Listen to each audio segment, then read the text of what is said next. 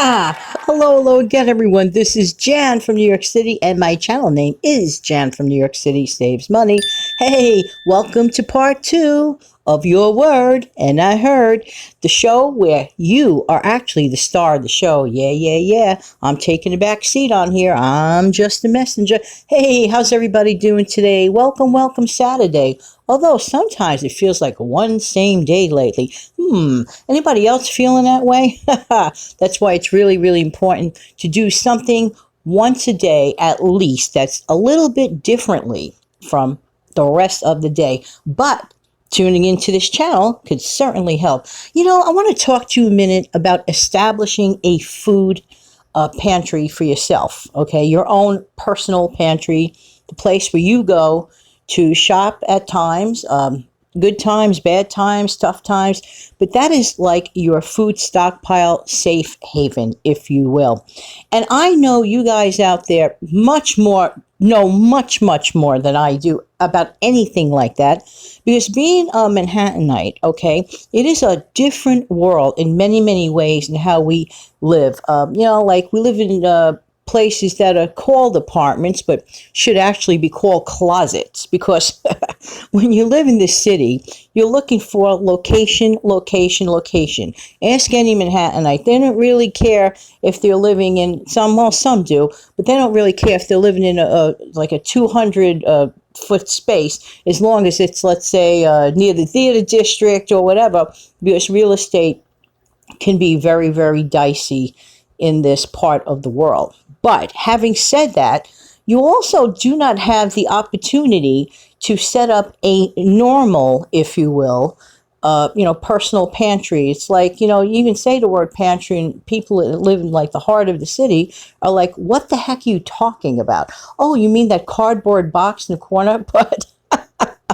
But the good news is, as long as you get creative and innovative, you could utilize a few cardboard boxes or just get some plastic shelving, and then you could get them for a song, the kind that you just like snap together, because actually that's one of the things that I personally utilize. So if you don't, have a per se, like actual walk-in type of pantry type place, get creative no matter where you live. It doesn't have to be Manhattan. I mean, if you live in a studio apartment in small town USA, if your quarters are tight, that's the time you have to get creative.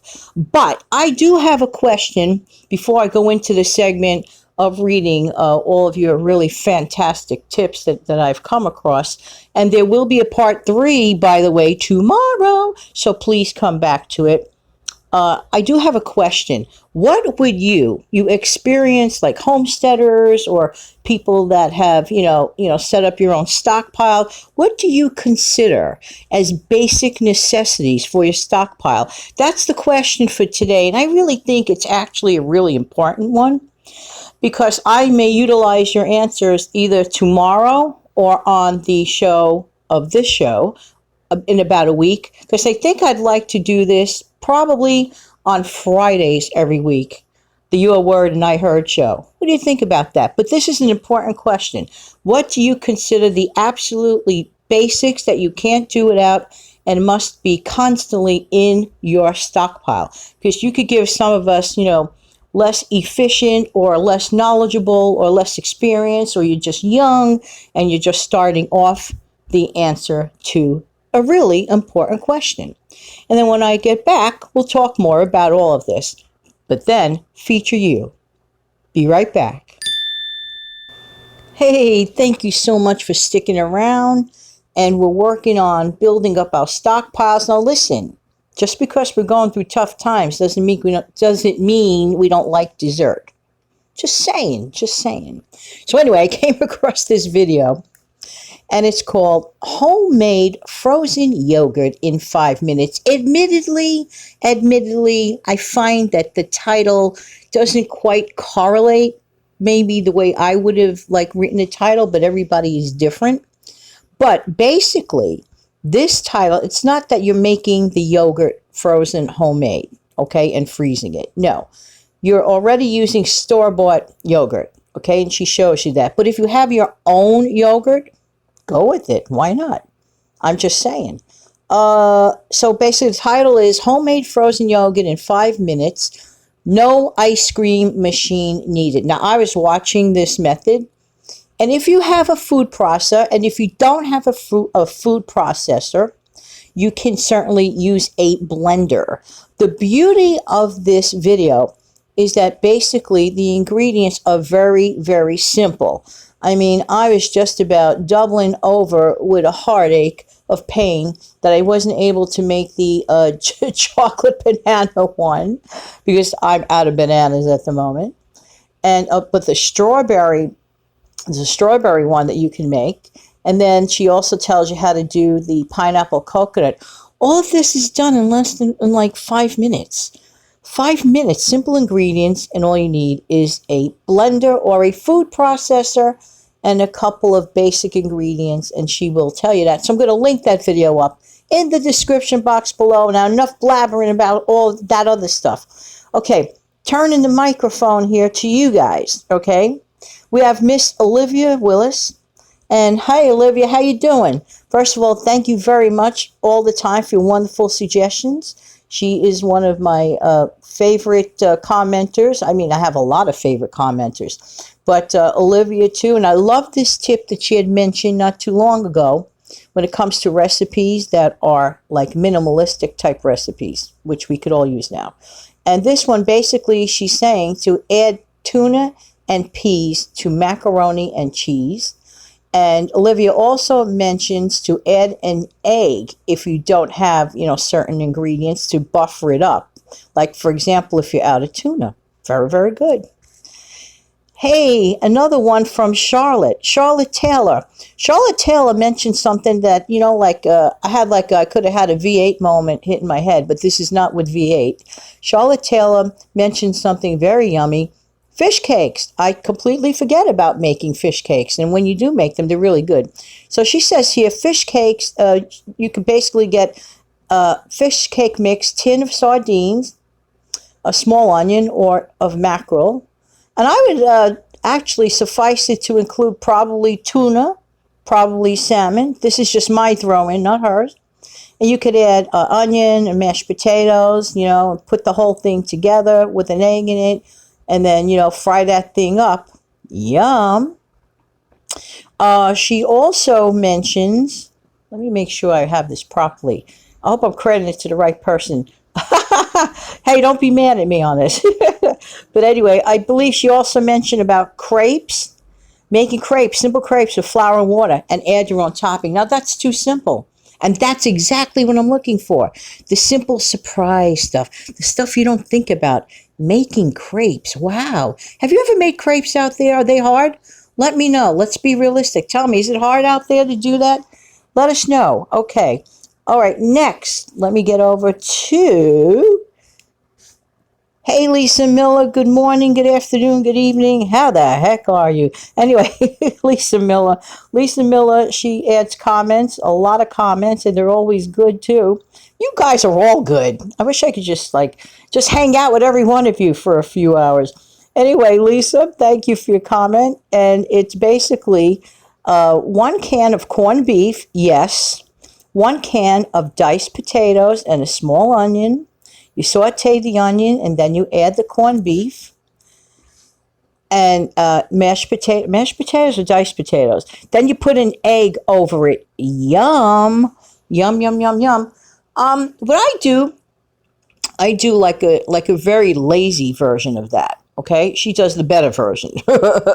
My version is corned beef hash in a can, dump it in, heat it up, throw egg over it. Yours sounds much more delectable, but when I get busy, I just like to just heat and eat. I admit it. I'm not like a 7-course chef. I'm just not, especially, now that I'm kind of like winging it on my own.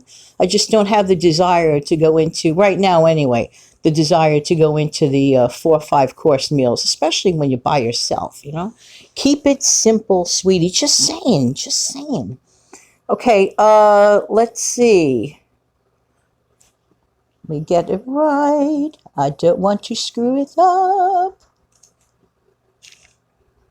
Lisa, I think this was also your recipe, okay? And forgive me if it's not. If it belongs to somebody else, just hammer me in print below. Don't hammer too hard, however, okay? Anyway, I think this is Lisa's.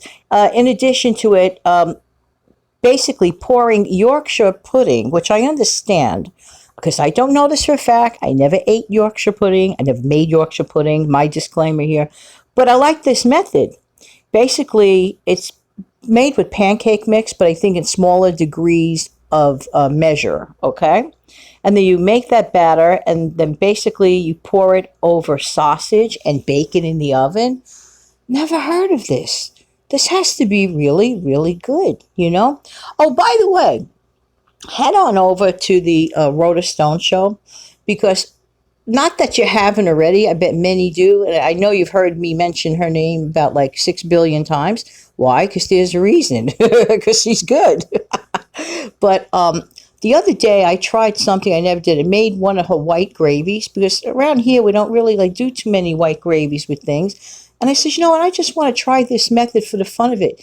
It was fast, it was simple, it was inexpensive, and it was really, really delicious. So just saying, just saying, just saying. Okay, so listen, so that's enough of the tips for today. I am going to come back tomorrow with more. And don't think that I'm skipping you or anything. I'm trying to include as many as I can. And if I didn't include you today or tomorrow, at some point, you will be included, okay? Because there's a little problem with time constraint on this phone. And when I work with better apparatus one of these days, then that I can make my videos even longer. I think safely, I think I could make probably about 11 to 12 minute videos without busting this thing. And the last thing I want right now is this thing to go bust. So that's why I have to like keep them kind of like short and simple. But really important question of this day, seriously, for real and for true, is what do you consider the basics for starting your stockpile? Experienced people out there, you know, I really want to hear that answer, not just for everybody else, but even myself. I admit it. I mean, you know, but we all need ways to save and to learn, because the day that a person says, oh, they learned enough, that's never a good day. Always keep your mind wide open to learning. I do know this, that logic dictates that everyone should have some type of a stockpile. I mean, to the degree of it, it all depends on your living situation. For example, okay, if a person is single living by themselves, they're not going to need, let's say, a stockpile on the scale of a mother and a father with 4 kids. I mean, that's a different world. It's a different lifestyle. People that live in tiny apartments have to figure out creative ways. I think the best thing I ever heard was the people that get those under the bed boxes and stick cans and stick pasta boxes underneath for extra storage. Whatever it is, if you can find a way, and it's your way, and that's what counts. Oh, I have a really important tip. I want to thank Steve for this from a few years back, Steve Young. And I still do this to this day, Steve. I know Steve. He's a wonderful person. But I want to mention this to you, everyone. He saw this somewhere else. I forget where.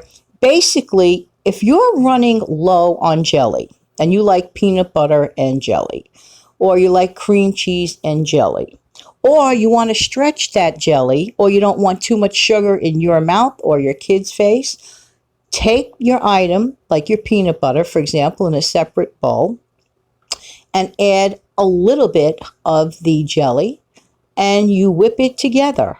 That's it, creating your own delectable spread that is very, very cost effective. You know it yourself, you know that jar of peanut butter with the jelly already infused in it? Okay, that's basically the same idea. It really, really is. And you could do that. And you could take, for example, on a different note, a can of cake frosting. If you want it to be lighter and more airier, all you have to do is take out your hand mixer. You don't have to have a fancy mixer. You take out one of your hand mixers and you mix it and whip it up. And by the way, you will have double the volume. Just saying, double the volume. And it just comes out more like a moussey texture. Comes out really, really good. You see, we learn from each other. And that's precisely what I want for all of us to do every day. And in the meantime, this has been Jan from New York City. Thank you so much for viewing and listening. Why? Because I really do appreciate your time. Please come back tomorrow for more of the Your Word and I Heard, which will become a regular staple here once a week, starting on Friday or Saturday. I'm going to be a little flexible. I know I'm flip-flopping on this, but it's either Friday or Saturday, but it will come back on a weekly basis. However, you are the star of the show. And I really, really do appreciate your comments, and I have appreciated your comments from day one. Hey, can you do everybody a favor, including myself? If you could share my videos wherever, if you have a Facebook page, don't hesitate to put this video or any other favorite video of yours that could be of help to someone, especially at this time, because that's the whole idea. Let's help each other out, okay? Okay, deal. Have a great day. I'm going to close up with a little bit of music. Have a great day, everybody.